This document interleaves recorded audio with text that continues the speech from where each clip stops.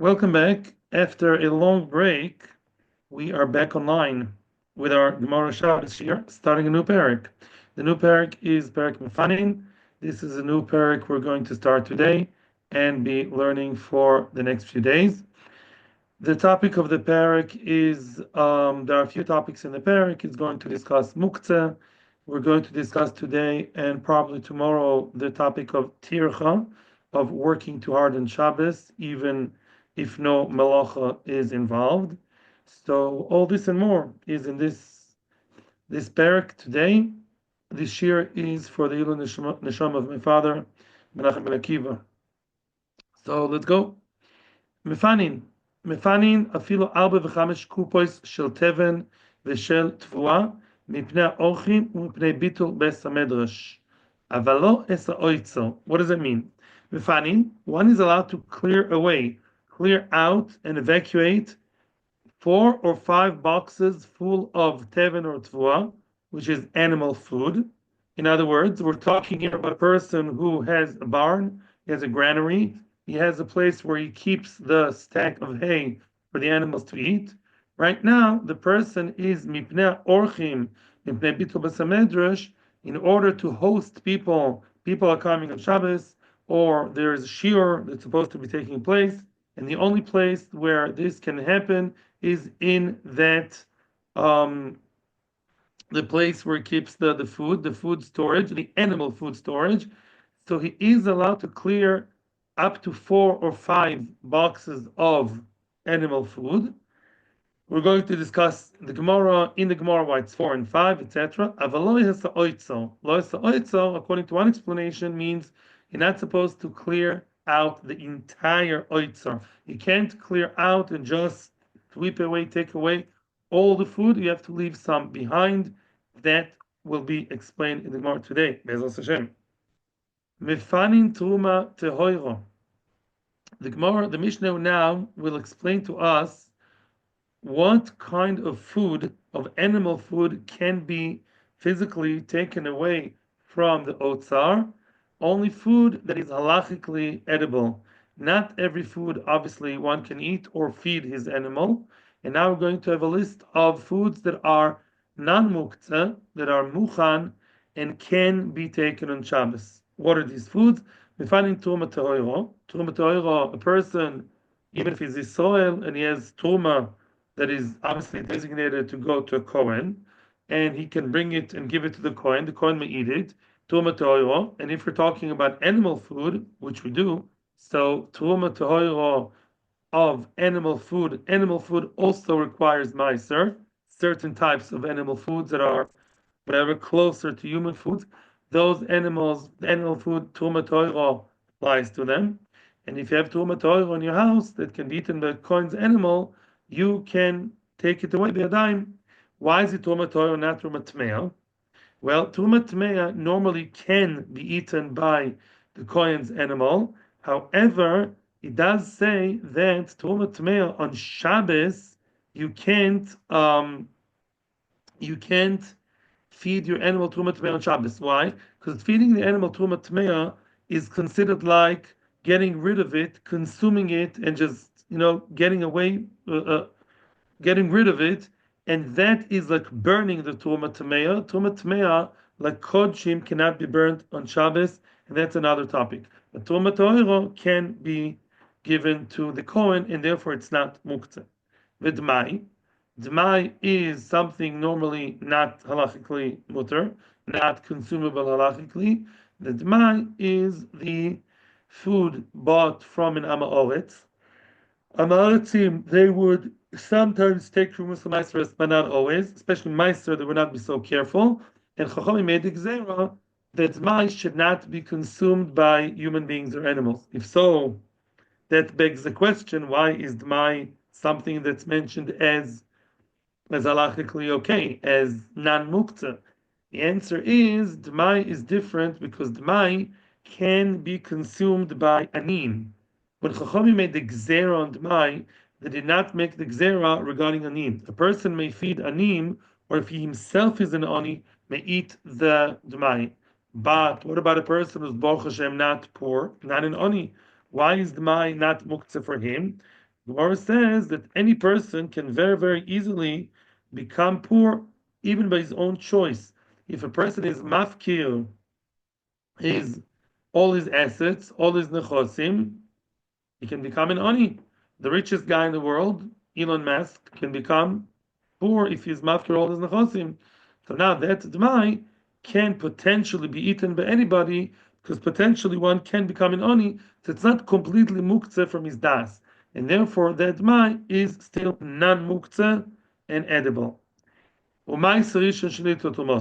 next item in the list of available foods, Ma'aser Rishon, something that the tenth of all the produce given to a Levi. The Levi, in his turn, gave the Tumas Ma'aser to the Kohen. Ma'aser Rishon, it can be fed even for the animal of Israel. Israel may eat Ma'aser Rishon. It doesn't have the kedusha of Truma, so it's all okay. The Gemara is going to ask a question. What's the chiddush? There's nothing new about it. Of course, Ma'aser Rishon Shenilto Tomasoi is not muktzeh. The Gemara will explain later what the chiddush is. Ma'aser Sheni Vekdish Shenifdu. Ma'aser Sheni, as we know, that's Kishmoi Kenhu, the second Ma'aser. Second Ma'aser after Ma'aser Rishon, given in 4 different years. Yeah, first, second, fourth, and fifth year. The Ma'aser Sheni, which was redeemed, instead of taking the Ma'aser Sheni to Yerushalayim, the person chose to redeem the Ma'aser Sheni on money. If the Ma'aser Sheni Teven V'Kash was now, or Tvua, was now taken to, uh, sorry, if it was taken to, the Kedusha was already removed from it, redeemed from it, then no problem, then great. Ma'aser Sheni V'Ekdesh, once it's nifde, it's kedusha free, and anybody can use it. And also hekdesh, somebody was consecrating the animal food to Beis Hamikdash, you can't use it. But if you're poide, you redeemed it back, you can use it. Again, the Gemara will explain what the chiddush is. Next in line is not exactly a halachic, purely halachic point. It's a technical point. Turmus hayovesh, turmus, lupin turmus are very hard beans. If human beings want to eat them, they have to cook it 7 times over, as we learned in Daf and Daled. A turmus hayovesh, dry, raw turmus, people can't eat it, and many animals won't eat it either. But it's still okay, not muktzeh mipnei shumaycha le'izim. It's the food for the izim. It's food for the izim, food for the um, um, goats. Goats, they like to eat hard stuff. They can handle it. Most people have goats. I mean, obviously, in agricultural society, we're talking over here. Or if the goats are your neighbors, still normally something that can be eaten by other normal but people around you. So therefore, it's not muktzeh. About now, what here starts the blacklist, so to speak.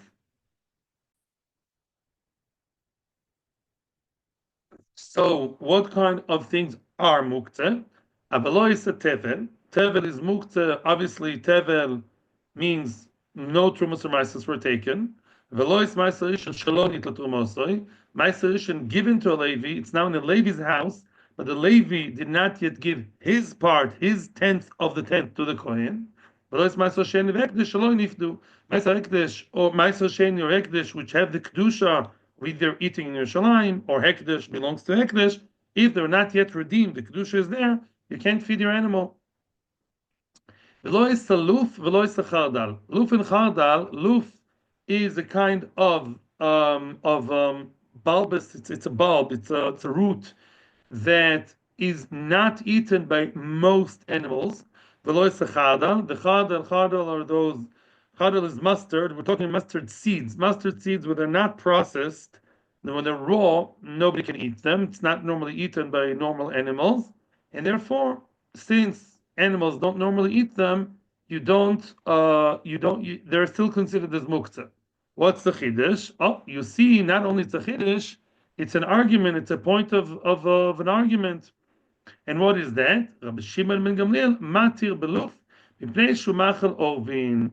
Rabbi Shimon ben Gamliel says no. one is allowed to move around the loof, that vegetable called loof, because it's machal orvin, because ravens, yeah, the crows, they eat it, and therefore it's called a Michael, normal Michael to be used by human beings.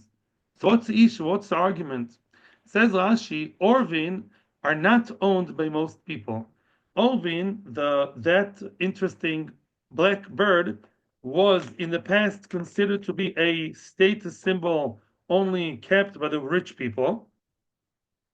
Rashi says that it would breed them for Gdula, for to show their wealth. Like today, there are crows in the Tower of London, and that Machal Orvin, because rich people do breed the Orvim, the crows, and they eat that loof. Therefore, everybody else, also for everybody else, it's not considered as muktzeh. So obviously, the question is why? Why would the regular Joe Schmo, why isn't it muktzah for him? So the answer is Rab Shimon Gamliel belongs to a group of Tanoim which appear many places in Shas who believe that Kol Yisrael b'nei Melochin. Each and every Jewish person is conceptually, essentially a Ben Melech, a prince, and therefore when a Jew behaves in a princely royal way, it's not a funny, ridiculous thing. It's be'etzem, conceptually something that suits him, and therefore even if he doesn't own an Orev, it suits him, yes, to own one, and therefore, if he keeps it, it's not considered a joke. Rashi also explained recently, we saw it, that Reb Shimon Gamliel, or that he spoke about Reb Shimon, Rashi says there shouldn't be double standard. Muktzeh for one should be muktzeh for all. And therefore, if for the Bnei Melochim it's not muktzeh, because Bnei Melochim, for them, they really have their fancy, schmancy, super duper oirev walking around in a nice palace, and therefore, when you have such a rich person behaving that way, we want to equalize everybody to be the same, and want to equalize them, finding the highest common denominator, not the lowest common denominator. That's what Rashi says back then, and therefore everybody is, so to speak, eligible to have Orvim, and therefore move around the loof. Continues the Mishnah concluding. Chavile kash. Yeah, you have bundles of straw, v'chavile eitzim, bundles of twigs, of branches, v'chavile zrodim. Zrodim are the bundles of the softer branches that would sometimes be eaten by human beings. If you're matkin, if you set them aside and you clearly decided that they're meant to be for Michael Behema, then you can carry them around. If those things, as opposed to the Reisha, where we spoke about something that's naturally, normally animal fodder, which is the hay and the grains, here we're talking about trees, twigs, branches. Those things are not necessarily something that's meant for animals. It's more normally used as fuel to fuel your fire. So if you want to change it from its original use, from firewood, and firewood on Shabbos is clearly muktzeh, you want to demuktzify it. You do that before Shabbos by mitaken and miyachadit to be animal food. Weiter. Says the Gemara. The Gemara are asking a question about the Lashon of the Mishnah. The Mishnah said that if a person wants to host people in his barn, that's very nice, but it's full of stacks of hay, of animal food. So what do? Basically, we say you can evacuate and clear out four or five boxes of animal food. What does that mean? Frek the Gemara, hashta chamesh mefanin arba mibaya.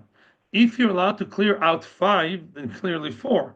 Once you said five, that obviously includes four. Why do you have to mention both? Omar Chizda says the Gemara, says Chizda, arba mechamesh vechamesh me'oitzer godol. What does that mean? Arba mechamesh means if you have four boxes out of five, that if you have five boxes in the otzar, you cannot clear out the entire otzar, only 4 out of 5, and not more than that. Arba mechamesh. 4 out of 5, meaning never clear away and empty the entire otzar. Why not? Because once you clear the whole area, it's very normal. The Rishonim say once the floor is completely empty and bare, people tend to look at the holes, all the nooks and crevices on the floor, in the floor, and start to level, filling in the holes. Aye, to level the ground is the told of bona, if it's an indoor area. And therefore, if it's inside the house, inside the barn, there's a chashash, once you see the whole place empty, where they would give you tremendous cheshek and yetzer hara to do to the bona, to level the ground, and therefore don't clear out, don't risk it. And what's chamesh moitzer godol? What does that mean? Let's say you have a very large barn, oitzer godol. You don't have five, you have 500 stacks of wheat, or 500 or 30 or whatever, many, doesn't matter how many. The maximum amount of of animal food boxes you can take out is 5, no more than 5. Why? Because of tilcha. As we said before, besides the 39 melachos, Chazal made many other gzeros. One of these gzeros is called tilcha. A person is not allowed to exert himself.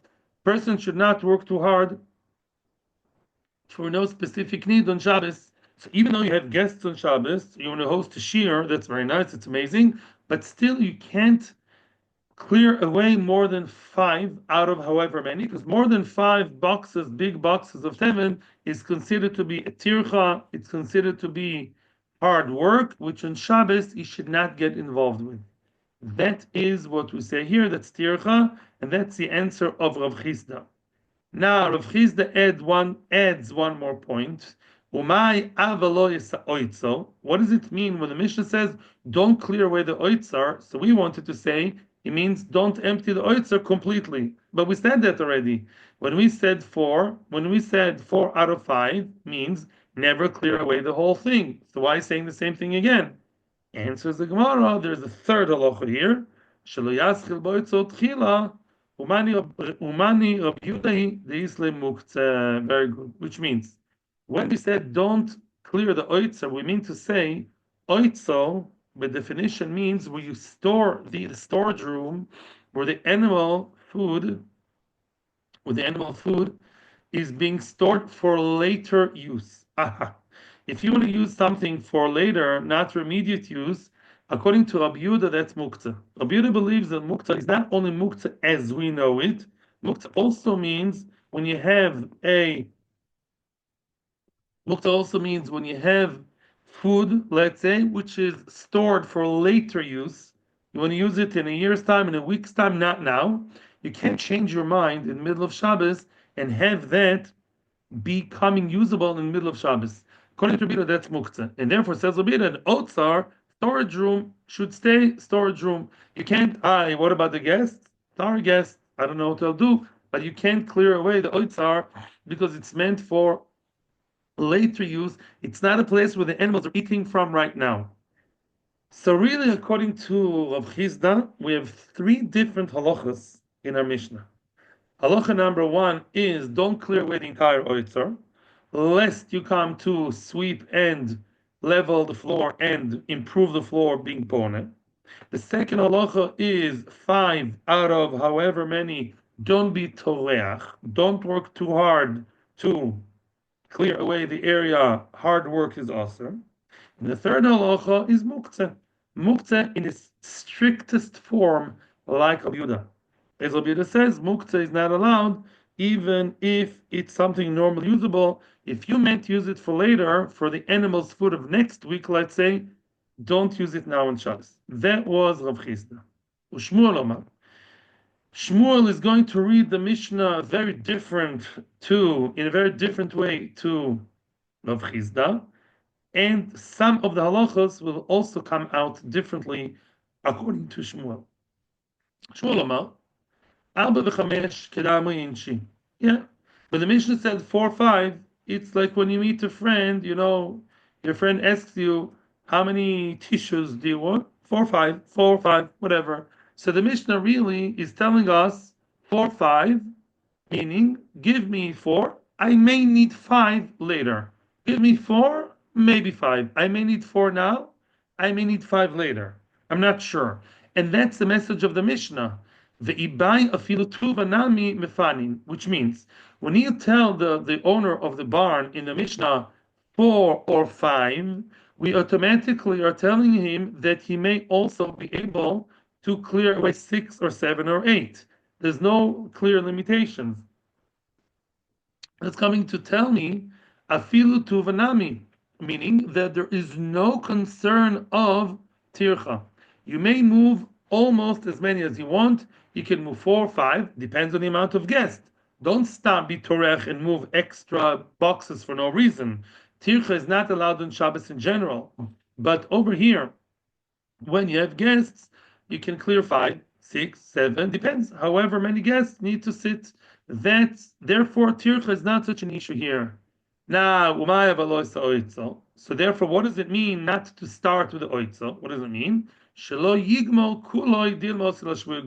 Oh, here he partially agrees with the first answer, and here Shmuel says, no, don't clear the oitzar means don't clear the entire area, don't empty the oitzar completely, all 9 yards, because you may come to level the ground. Aval eschuli matchil. Comes the diuk to start from the oitzar, there's no problem. If you have an oitzar, which is what? An area meant, a storage area with food that's meant for later use, no problem to use it. As long as you don't finish up the whole thing, you can move it away because it's not muktzeh, even though it's designated for later use. Why? Because according to Shmuel, our Mishnah follows Rabbi Shimon, and Rabbi Shimon holds that this is not muktzeh. It's not considered muktzeh when you have something completely usable and it's just your decision to use it later. That doesn't render it muktzeh. So if we summarize the machlokes between Rav Chizda and Shmuel, they agree on one thing. They both agree on the concept of a shvuya gumois. Don't clear out the entire oitzar, because once you see the entire floor ahead in front of you and it's bare and you have all these annoying holes here and there and all these little bumps, don't do that. You may come to level the ground and it's osur. But when it comes to tircha, they argue, because Shmuel does not care about tircha as much. Also, they argue because, according to the first opinion, Rav Chizda says our Mishnah follows Rabbi Yehuda, which believes that an otzer is muktzeh, and Shmuel says our Mishnah follows Rabbi Shimon, where there is no muktzeh. Tanu Rabbanan. Now let's see how their machlokes plays out in other areas. Tanu Rabbanan. Now we're going to talk about muktzeh, and we all believe in muktzeh. The question is how far do we go? Ein maschilin b'oitzot chila. Okay, that sounds very much like Rabbi Yehuda. Ein maschil b'oitzot chila. Don't start taking from the otzar for the first time. The otzar is the animal food kept for later. Don't move it now before the time came. Aval oise b'shvil kedeshikonis v'yetze. You are allowed to create a path, to pave a path by removing some of the wheat, barley, animal food, corn, whatever. You can create a hole in the middle, like a path to walk through if you want to go in and out. You're allowed to create a path inside. You said you're not allowed to touch. You're this Bryce is Labuda. So you told me you're not allowed to start by removing the oats food, the food that's meant for later. So how can you make a path? Answers the Gemara, Hachikoma. This is what we say. Very good. You can't move it with your hands. With your feet, you can kick the wheat and barley. You can kick the cereals. Says Rashi, Mefanin beraglo lekan lekan derech hiluchoi. As you're walking, you're allowed to be mefanin derech halichosa dolav tiltul. This is one of the main sources in the Masechta for tiltul begufoi. Tiltul minatzad we discussed before. Now we're discussing tiltul begufoi. If a person wants to use a different body part, not the hands, you want to move something with your elbow, yeah, muktzeh, or with your mouth. You know, people do that too, or whatever. Or obviously kicking, that's okay. The Chazon Ish has a different pshat over here. The Chazon Ish says that one is not allowed to actually move muktzeh purposefully with his elbow or with his foot. The only thing that's allowed over here, as is the case in Rashi, is you're allowed to move muktzah as you're walking along. You can't do a special motion going out of your way to kick the muktzah, move it with your mouth. All you can do is, as you're walking and you happen to come across the muktzah, you move the muktzah with your feet as you're walking, but not as a special thing. However, the Mishnah Berurah does allow you to make a special movement, special motion out of your way in order to move the muktzah. Okay, very nice. Now comes another Tonu Rabbanon. Tonu Rabbanon. Tvua tzvura. Tvua tzvura is a tvua that's tzavur, which is it is stacked up and kept for later. No, not always, but tzvura, there's like a large amount. We'll see later what is the amount. There's a large amount which is all stacked up, normally kept for later because it's a big amount. Tvua tzvura. בזמן שהתחיל בערב Shabbos, מותר להסתפק ממנה בשבס. If you started using that big amount, which is stored for later, well, later is now, you started using it on Friday to feed your animals, then on Shabbos, you're allowed also to keep moving it and using it for the animals or move it away for your guests. Also, if you never used it before and you have like a large amount all stacked up and now you want to start using it on Shabbos, don't do that. It's muktzeh, says Rab Shimon. Interesting.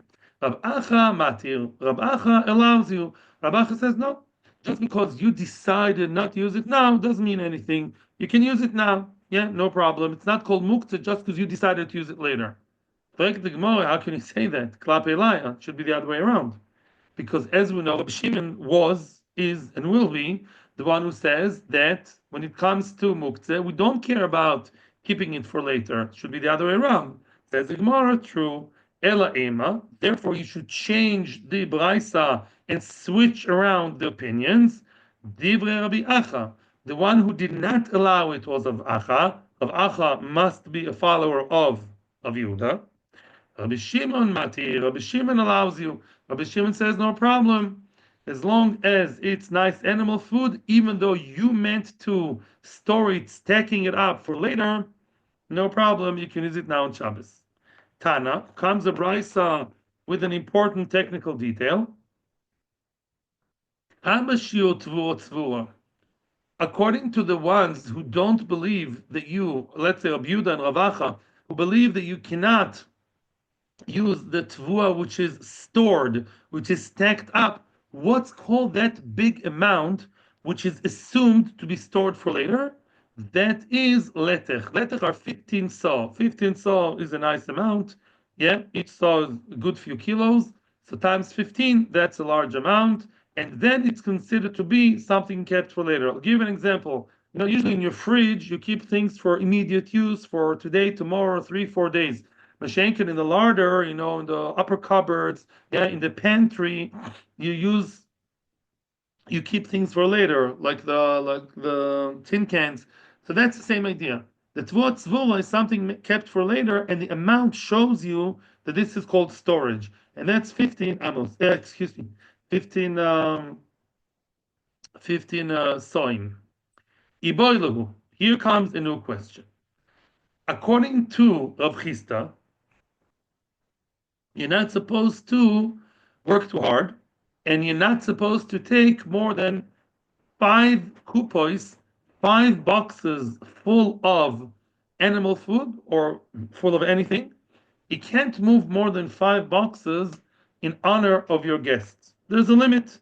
Yeah, we top it up. You should not exceed 5 kupos. 5 is the maximum. That's it. Okay. Now comes why? Don't work too hard. Shabbos is not a day for hard work. You're not supposed to go to the gym on Shabbos. Not supposed to feed animals on Shabbos unless you really have to for yourself, for your own animals. Don't work hard. Now, there are two types of hard work. Let's say you tell a guy who's a regular guy who's not so keen on, schlepping things here and there, you give him a job to schlep a few tables or a few heavy things. There are two ways to do it.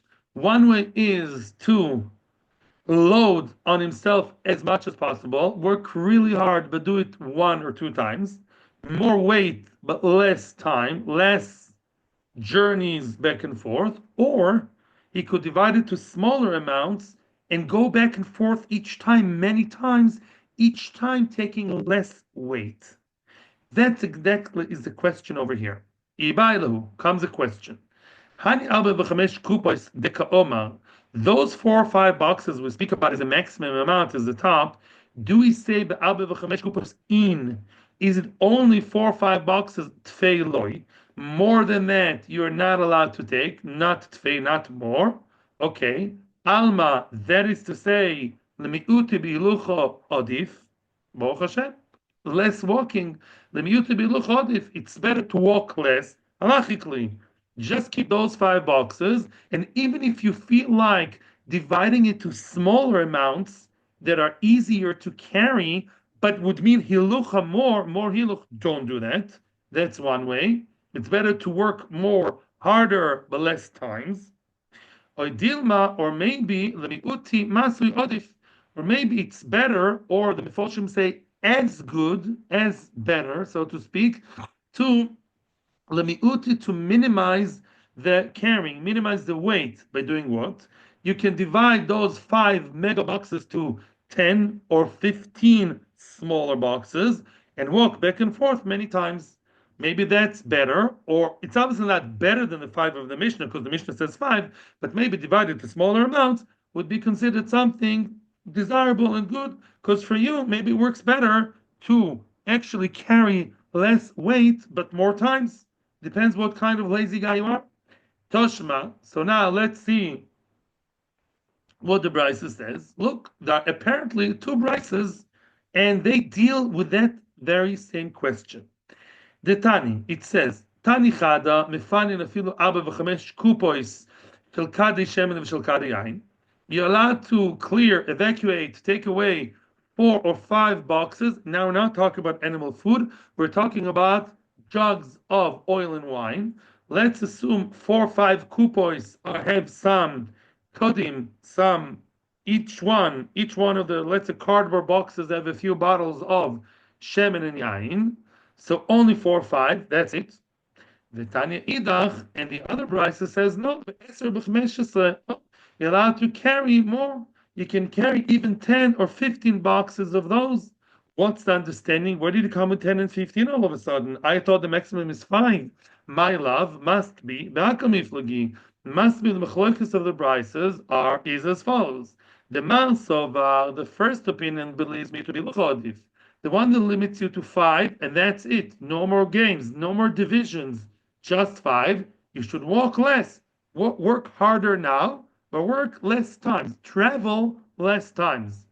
Masoval, the other opinion says, mi'uti b'masui odif. Oh, the one that says that it's better or as good, at least, as legitimate to walk divided to smaller boxes of 10 and 15. What's he really saying? Open the cardboard box.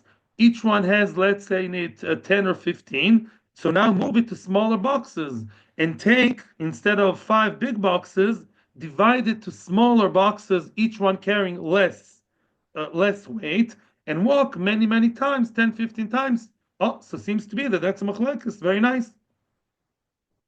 So the Gemara is rejecting it and saying that's not necessarily true. Why? The kula alma miyuta biluch odif, and that's the halacha. Really, it's better to work hard less times and walk less. So what do you mean 10, 15? I thought you are allowed to divide it to 10, 15 according to the second brisa. Dr. Gemara, no. No, akadin, which means, do you think that it's coming to tell me that you should actually break the kupos into smaller boxes? No. As we said, each box has a few kadim in it. Oh, the question is how many kadim, how many bottles or jugs are inside each box? Meaning, there's always five and no more than five. There's always just five boxes, and that's the max you're allowed to take.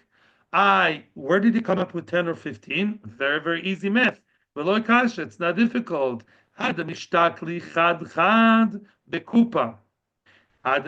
Which means the first brisa is talking about a box that contains one jug. A jug per box, easy. So there are only five, each one containing one, still five. Five and finished. You know how we came up with the number 10 and 15? No, the mishtakli trei. Very easy. When we're talking about a bigger box with two jugs inside, then you have five boxes, each one containing two jugs, that's 10. 10 meaning that each one contains two inside, so those same, very, very same five boxes contain two in each. Therefore, 5 times 2, I think, is 10. And the chiddush is verkehrt. Don't divide it to two more smaller amounts. Stick to the 5, even though it's heavier with two boxes, with two jugs inside. What about 15? Easy. 5 times 3. Each one of the boxes is the kuda pan. It's a uh, um, big jugs, and you have big boxes, each one with 3. So 5 times 3 is 15. That's how we come up with 15. But on the contrary, we thought before in the Havamina, now we're saying no, stick to 5. Either the 5 means 5 times 1 each, or 5 times 2, or 5 times 3. At the end of the day, you should always stick to 5 and even carry heavier load now, but don't walk more times. That is how halacha views the preferable minimum form of tircha.